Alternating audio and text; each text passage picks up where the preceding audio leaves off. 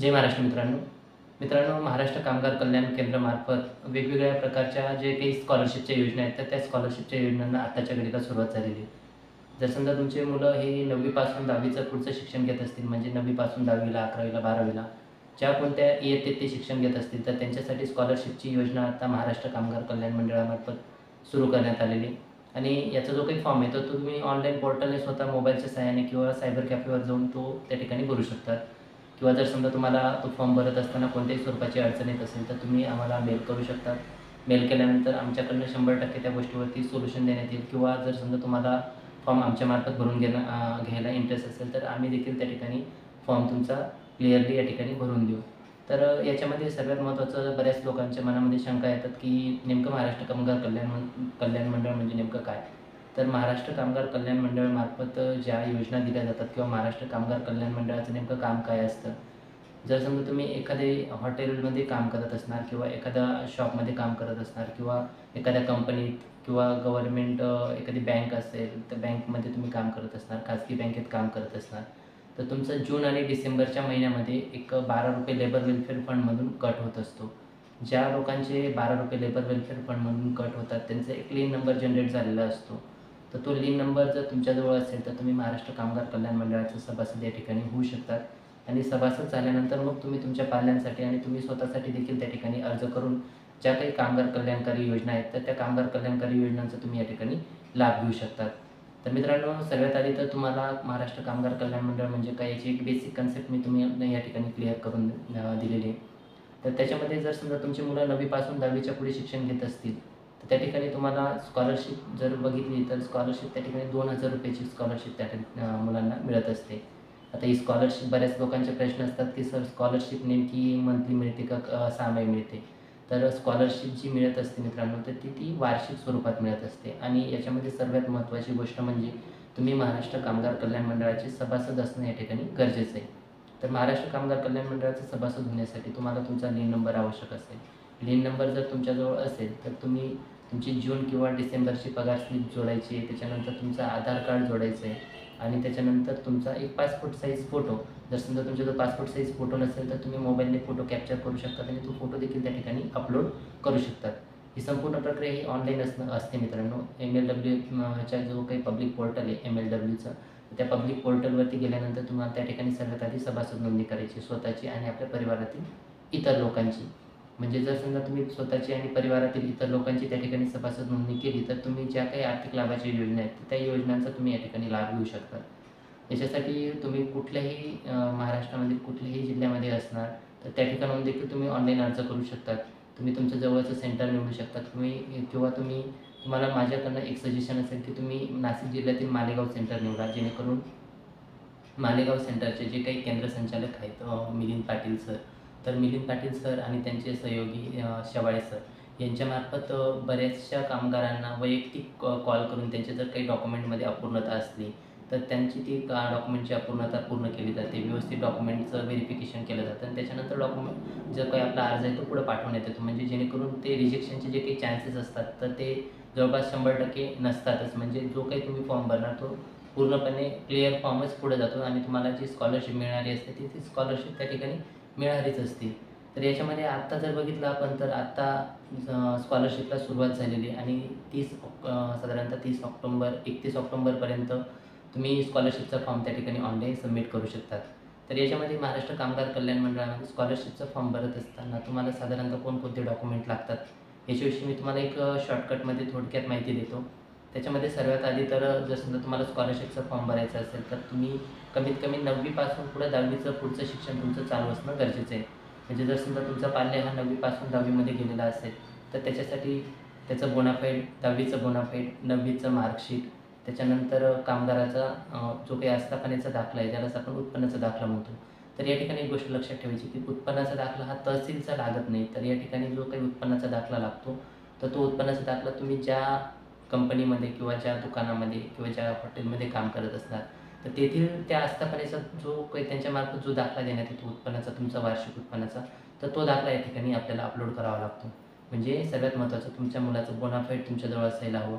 त्याच्यानंतर मागच्या वर्षाचं तुमचं मुलाचं मार्कशीट तुमच्याजवळ असायला हवं. त्याच्यानंतर तुमचा उत्पन्नाचा दाखला, जो की तुमची आस्थापना तुम्हाला देते. त्याच्यानंतर तुमचं रेशन कार्ड तुमच्याजवळ असायला हवं. रेशन कार्डमध्ये जर नाव नसेल तर तुमची पगार स्लिप देखील तुम्ही या ठिकाणी ओरिजिनल जूनची किंवा डिसेंबरची अपलोड करू शकतात. बऱ्याच लोकांचे इथं प्रश्न निर्माण होतात की सर आमचं तर रेशन कार्डमध्ये नाव नाही. तर या कंडिशनमध्ये तुम्ही त्या ठिकाणी तुमची पेमेंट स्लिप अपलोड करू शकतात. त्याच्यानंतर तुमचा पासपोर्ट आकाराचा फोटो त्या ठिकाणी गरजेचा असेल.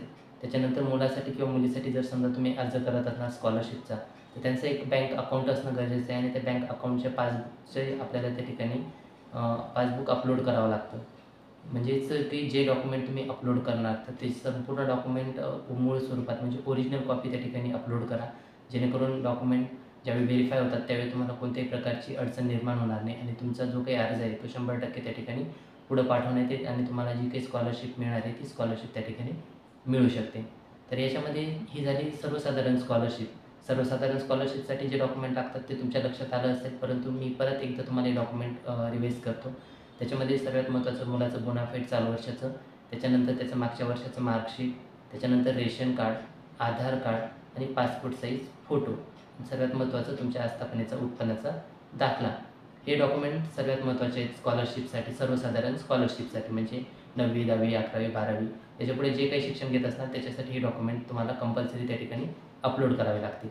त्याच्यानंतर दुसरी महत्त्वाची स्कॉलरशिप आहे ती म्हणजे परदेश शिष्यवृत्ती स्कॉलरशिप. म्हणजे ज्यांची मुलं फॉरेनमध्ये शिक्षण घेत असतील तर त्यांच्यासाठी ₹50,000 या ठिकाणी स्कॉलरशिप महाराष्ट्र कामगार कल्याण मंडळामार्फत देण्यात येते मित्रांनो. तर त्याच्यासाठी अर्ज करत असताना तुम्हाला काही मेन डॉक्युमेंट त्या ठिकाणी आवश्यक असतात. त्याच्यामध्ये सर्वात आधी तर तुम्हाला सभासद नोंदणी तर ती कंपल्सरी करावीच लागेल. जोपर्यंत तुमची सभासद नोंदणी होत नाही तोपर्यंत तुम्ही त्या गोष्टीचा लाभ या ठिकाणी घेऊ शकत नाही. तर ज्यावेळी तुम्ही परदेश शिष्यवृत्तीचा स्कॉलरशिपचा फॉर्म भरतात त्यावेळी तुम्हाला डॉक्युमेंटमध्ये जो आपला मुलगा किंवा मुलगी फॉरेनमध्ये शिक्षणासाठी गेलेले असतील, परदेशात शिक्षणासाठी गेलेले असतील, तर त्यांचा जो काही विजा असेल तो विजा लागेल. त्याच्यानंतर पासपोर्ट, त्याच्यानंतर परदेशामध्ये ते शिक्षणासाठी गेले असल्याबाबतचा एक दाखला त्यांच्यामार्फत देण्यात येतो, की तुम्ही कशासाठी इकडं शिक्षणासाठी येत आहे ते. तर तो एक दाखला त्या ठिकाणी अपलोड करावा लागतो. त्याच्यानंतर बँक पासबुक, रेशन कार्ड, आधार कार्ड या बेसिक गोष्टी आहेत. या गोष्टी तुम्हाला त्या ठिकाणी अपलोड कराव्या लागतात आणि त्याच्यानंतर त्यांचं मागच्या वर्षाचं मार्कशीट. या गोष्टी अपलोड केल्यानंतर संपूर्ण डॉक्युमेंटचं, कागदपत्रांचं या ठिकाणी व्हेरिफिकेशन होतं. व्हेरिफिकेशन झाल्यानंतर मग तुम्हाला तुमचं स्कॉलरशिप जी काही आहे ती स्कॉलरशिप मंजूर होऊन तुमच्या अकाउंटला ती स्कॉलरशिपची अमाऊंट ही क्रेडिट केली जाते. तर त्याच्यानंतर तिसरी जर आपण महत्त्वाची योजना बघितली तर MSCIT. जर समजा तुम्ही स्वतः देखील MSCIT करत असणार किंवा तुमचे मुलं MSCIT करत असतील तर MSCITसाठी देखील तुम्ही अर्ज करू शकतात. MSCIT झाल्यानंतर तुम्हाला जर समजा 60%च्या वरती मार्क्स असतील तर तुम्ही त्या ठिकाणी अर्ज करू शकतात आणि जी काही तुम्ही फीस पेड केलेली असेल त्या फीस पेड केल्याच्या जे NKCL मार्फत ज्या रिसिप्ट देण्यात येतात त्या रिसिप्ट अपलोड करायचे आहेत. त्याच्यानंतर तुमचं जे काही NKCL मार्फत जे काही मार्कशीट देण्यात येतं MSCITचं पासिंगचं ते मार्कशीट देखील आपल्याला त्या ठिकाणी अपलोड करावं लागतं आणि त्याच्यानंतर मग जी काही अमाऊंट आपण पे केलेली असेल ₹4500-4600 त्याची निम्मी अमाऊंट आपल्याला आपल्या अकाउंटवरती क्रेडिट केली जात असते. सुरुवातीला आपल्याला संपूर्ण शिक्षण कोर्स पूर्ण करून घ्यायचा असतो आणि त्याच्यानंतर मग आपण त्याच्या ठिकाणी MSCITसाठी अर्ज करू शकतो आणि मग ते जी काही निम्मी फीज आहे ती निम्मी फीज आपल्याला या ठिकाणी परताव्याच्या स्वरूपात आपल्याला भेटत असते. त्याच्यानंतर जर आपण बघितलं तर ज्यांची मुलं 10वी नंतर पुढे शिक्षण घेत असतील तर त्यांच्यासाठी पाठ्यपुस्तकांची देखील स्कीम महाराष्ट्र कामगार कल्याण मंडळामार्फत राबवण्यात येते.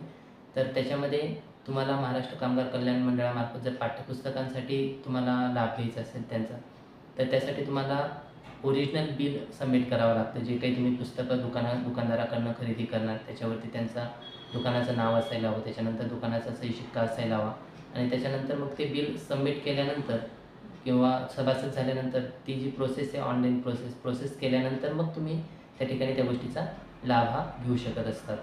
त्याच्यानंतर याच्यामध्ये सर्वात अजून महत्त्वाची योजना येते ती म्हणजे गंभीर आजार सहाय्यता योजना.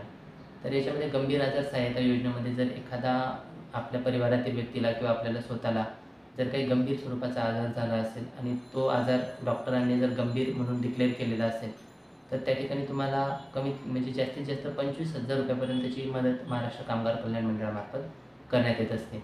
जर समजा तुमचं बिल हे 1,00,000च्या पुढे असेल तर तुम्हाला ₹25,000 मदत ही महाराष्ट्र कामगार कल्याण मंडळामार्फत करण्यात येते. परंतु तो आजार कोणता असावा की तो जो ज्या डॉक्टरांनी त्याला गंभीर आजार म्हणून डिक्लेअर केलेला असायला हवं.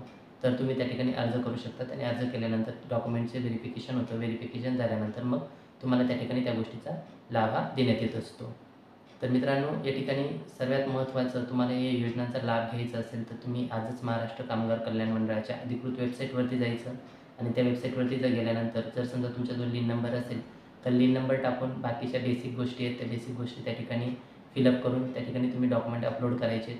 डॉक्युमेंट अपलोड केल्यानंतर तुम्हाला म्हणजे जे काही कामगार असतील तर ते कामगारांसाठी ₹15 पेड करावे लागतात आणि जे त्यांचे जे काही परिवारातील सदस्य असतील, परिवारातील सदस्यांची जर ज्यावेळी नोंदणी करतात तर त्यावेळेस त्यांना ₹20 त्यांना त्या ठिकाणी फीज लागत असते. महाराष्ट्र कामगार कल्याण मंडळाचं सभासद नोंदणीची फीज असते ती. तर ती फीज भरून तुम्ही सभासद होऊन जा. सभासद झाल्यानंतर मग जर समजा तुम्ही तुमचे मुलं 9वीच्या पुढे शिक्षण घेत असतील तर त्यांची स्कॉलरशिपचा फॉर्म तुम्ही या ठिकाणी भरू शकतात. अतिशय चांगल्या पद्धतीची योजना आहे मित्रांनो. तुम्ही या योजनेचा 100% या ठिकाणी लाभ घ्यावा आणि आपल्या इतर जास्तीत जास्त मित्रांपर्यंत या व्हिडिओला शेअर करा, जेणेकरून त्या मित्रांना किंवा त्यांच्या पालकांना देखील या गोष्टीची माहिती मिळेल आणि ते देखील जास्तीत जास्त पद्धतीने या ठिकाणी महाराष्ट्र कामगार कल्याण मंडळाचे सभासद होऊ शकतील आणि सभासद झाल्यानंतर ज्या काही योजना देण्यात येतात महाराष्ट्र कामगार कल्याण मंडळामार्फत, तर त्या योजनांचा या ठिकाणी लाभ घेऊ शकतात. मित्रांनो, अपेक्षा करतो की तुम्हाला आजचा व्हिडिओ हा समजला असेल. व्हिडिओ जर आवडला असेल तर आमच्या ASP मराठी कॉर्नरला सबस्क्राईब करून ठेवा, जेणेकरून याच पद्धतीचे नवनवीन कंटेंट आपण आपल्या चॅनलवरती अपलोड करत असतो. त्याच्यामुळे तुम्हाला सर्व माहिती या ठिकाणी एक क्षणात मिळत असते. चला तर मग भेटूया पुढच्या व्हिडिओला. धन्यवाद मित्रांनो.